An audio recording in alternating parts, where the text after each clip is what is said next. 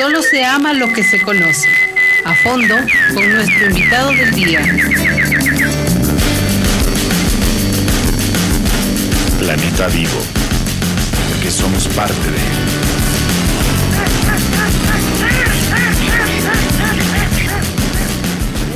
él. Retornamos con más. Recuerda que nos puedes seguir a través de nuestras redes sociales. En Facebook nos encuentras como Fondo para la Protección del Agua y en Twitter @FONAG.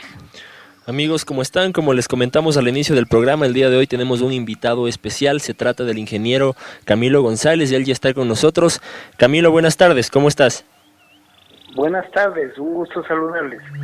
Bienvenido a Planeta Vivo, es un gusto tenerte por acá. Gracias, igualmente. Justamente como comentamos en el tema de los incendios forestales, quisiéramos que nos cuentes qué impactos negativos del tipo ambiental, económico o social producen los incendios forestales. Bueno, los incendios forestales, en la parte económica, tenemos pérdida de productividad del suelo, empobrece el suelo. Aparte de eso, como el reseca, con las siguientes lluvias perdemos el suelo como tal. En la salud tenemos problemas con afectaciones a las vías respiratorias de la gente que vive a los alrededores. Y en donde más graves consecuencias tenemos es en la parte de biodiversidad, tanto de flora como de fauna. Hay especies que al momento de quemarse no se vuelven a recuperar en tema flora, y los animalitos que consumen, que comen ese tipo de vegetación también migran a otros lados si es que no son afectados también por el incendio. Entonces las consecuencias son bien graves de los incendios forestales, y valorando el daño, ya valorando económicamente el daño, es bastante costoso realmente. Justamente en tu experiencia, si bien es un poco quizás complejo categorizar qué impacto es más negativo que otro, en tu opinión, ¿tú cuál crees que son los peores o los más representativos de los que nos mencionaste y por qué?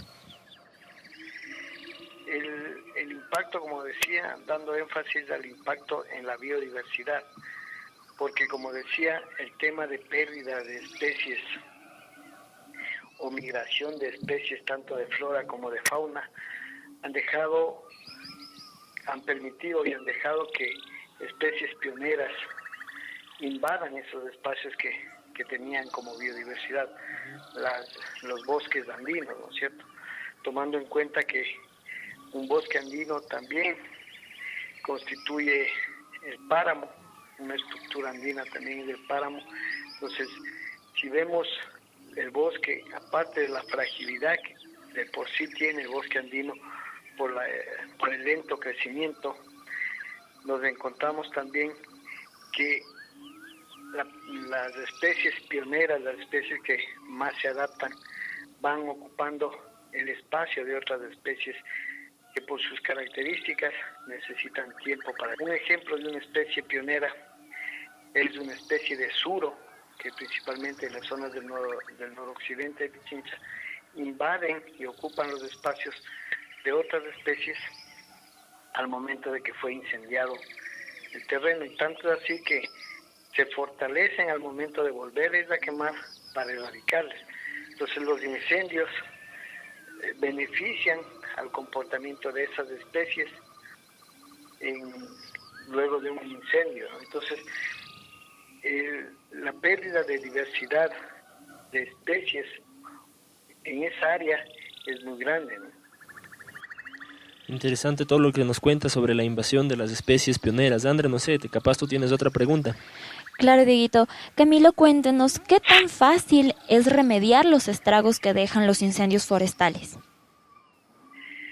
Bueno, hay que tomar en cuenta lo que mencioné. El bosque andino, que es donde más tenemos problemas con presencia de incendios por el tema de humedad. Ese bosque tiene una característica de crecimiento lento. Tanto es así que, sin ser nativo, la única especie media representativa en crecimiento rápido es el eucalipto. sin ser nuestra la especie, sin ser nativa. Entonces nos da un indicador de que ninguna otra especie nativa se desarrolla o crece al mismo ritmo de un eucalipto. No así en la zona húmeda tropical, donde tenemos crecimiento rápido de especies forestales. Y lo mismo tenemos en los diferentes estratos, ¿no es cierto? El estrato arbóreo, estrato arbustivo, estrato herbáceo. Entonces, si tenemos la fragilidad en cuestión de desarrollo de las especies al momento de afectarles con un incendio forestal, que ya no quedan ni siquiera semillas latentes o semillas vivas para que se puedan reproducir, estamos perdiendo todo el tiempo que tuvo el bosque natural o el pajonal para recuperarse, para crecer. Entonces, al momento de que perdemos ese tiempo valioso, su proceso lento de crecimiento, estamos perdiendo la posibilidad de que las especies se desarrollen y vuelvan a regenerarse todas en su ecosistema natural, en esa simbiosis que tienen unas especies con otras. Y por eso es que hago énfasis que en las especies pioneras son las que vienen a ocupar esos espacios, porque se desarrollan mucho más rápido que las demás. Entonces, claro, como indicas, es para nada fácil, es un proceso muy complejo que toma años y quizás ni siquiera se llegue al estado original. Justamente, ¿qué tan probable es que se produzca un incendio forestal de forma involuntaria o por negligencia? Me explico, es decir, ¿qué tipo de incendio forestal es más común? ¿Los que son generados de forma consciente o los que son generados de forma inconsciente? Bueno, en base a los análisis de registros que se tenía y que se venían analizando del tema de incendios forestales, tenemos incendios forestales en mayor número, los incendios ocasionados por paseantes, por muchachos, por gente que no quiere quemar superficie, solamente la intención es de quemar algo, ver que sale humo y dejarlo ahí. Entonces, ese es el mayor número de incendios forestales que se registran. Pero la mayor superficie afectada, quemada, es a causa de las actividades agrícolas y pecuarias. Cuando quieren cambiar el pasto, cuando quieren regenerar el pasto, que salga nuevamente pasto tierno para que sea paletable para el ganado, ahí prenden candela. Entonces ellos quieren quemar superficie, porque les interesa tener superficie de pasto nuevo, de paja nueva. Claro. Entonces, al momento que queman, ellos están preocupados de que se queme superficie, mientras que los otros incendios queman solamente por ver salir un humo, pero no les interesa la cantidad que queman. Entonces, se tiene cuantificado que la mayor superficie están relacionados con incendios agrícolas y pecuarios, como herramienta de trabajo agrícola-pecuaria. Y el mayor número, vueltas, son los incendios ocasionados por paseantes. Los incendios involuntarios realmente se registran en mínima cantidad. Por decir algo, estoy fumando en el carro, paso por la autopista, boto una colilla de cigarrillos. O otro incendio involuntario que también se registra es cuando las personas que hacen la limpieza, las personas que barren, acumulan en un sector lo que recogieron y lo prenden candela para deshacerse de ese material que recogieron. Entonces, igual ellos dejan prendiendo y se van.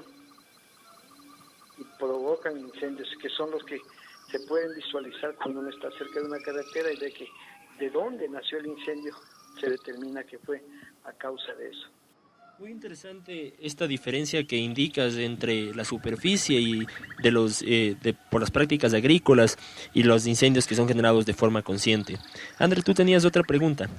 Sí, Camilo, cuéntanos, no sé tú, desde tu experiencia, ¿cómo o en qué se puede mejorar la gestión de este tema a nivel administrativo, operativo, comunicativo? Bueno, nosotros hemos estado trabajando en el proceso de concienciación del uso del fuego. Esta concienciación implica varios esfuerzos. Primero, la determinación de las causas de los incendios forestales, que como explicaba, está más o menos identificado en dos grandes grupos. Entonces, para trabajar con esos grupos del proceso de concienciación, justamente el más complicado es erradicar el fuego como herramienta agrícola o pecuaria. Difícil. ¿Por qué? Porque la alternativa saldría costosa y sabemos que la gente lo que menos quiere es invertir dinero si le sale más cómodo meter candela. Entonces, dar una alternativa a esa actividad es el reto que se tendría para controlar los incendios forestales.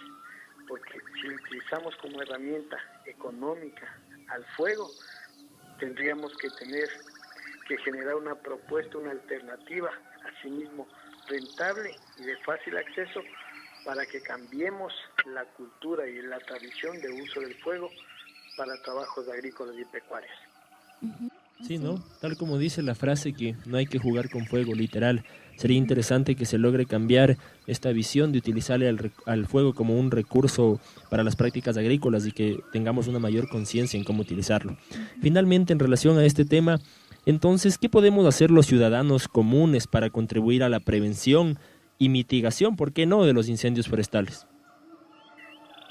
Bueno, el otro proceso es llegar al paciente, a la gente que acude al bosque a disfrutar y de paso encender, ¿no? Porque eso es como también una especie de tradición que tienen los muchachos de que salen de vacaciones y prenden candela, son pacientes y prenden candela y salen. Es un poco trabajar con ellos, ¿no? Previo a que salgan de vacaciones, trabajar con ellos para concienciarles y también para hacerles nuestros aliados, nuestros amigos, en el sentido de prevenir los incendios forestales. Si ellos, bien es cierto, no le estamos proponiendo que vayan a controlar, porque sería ponerles un riesgo demasiado alto, claro, pero para prevenir o informar que está ocurriendo un incendio forestal, les hacemos aliados nuestros, les hacemos grupos ecológicos, les hacemos amigos de la naturaleza, les ponemos cualquier nombre, pero les formamos parte de quienes estamos preocupados por el tema de los incendios forestales. En algunos momentos nos dio resultado ese efecto de que sean parte los muchachos, los jóvenes, parte del equipo de prevención de incendios forestales, porque asumían el rol, la responsabilidad de ser los informantes de los incendios. Entonces, ¿qué ganábamos con eso? Que teníamos la información de primera mano. Entonces, recién estaba comenzando el incendio y ya teníamos la comunicación de que hay un incendio en tal lado, se está comenzando a quemar en tal sitio. Entonces, se podía acudir, sean los bomberos, sean guardaparques, sean los guardabosques, cualquier ente de los que se está trabajando en control de incendios forestales. Así es, Camilo. Antes de terminar, una última pregunta. De pronto, ¿usted tiene conocimiento de, en lo que va del año hasta el momento, cuántos incendios forestales se han producido en la capital?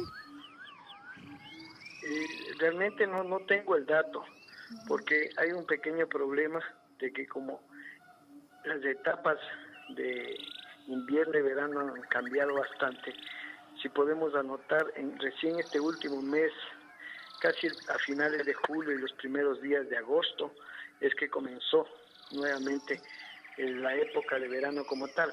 Claro. Pero de los más grandes y más sonados que tenemos fue que se tuvo en el Atacazo, otro por el Cerro Puntas. Entonces son los más sonados, pero así como haber llevado un registro como teníamos cuando todavía estábamos con el tema de un verano iniciando agosto y finalizando casi en octubre, marcábamos un poco más los registros. Ya hay conatos de incendios, sí ha habido en cantidad.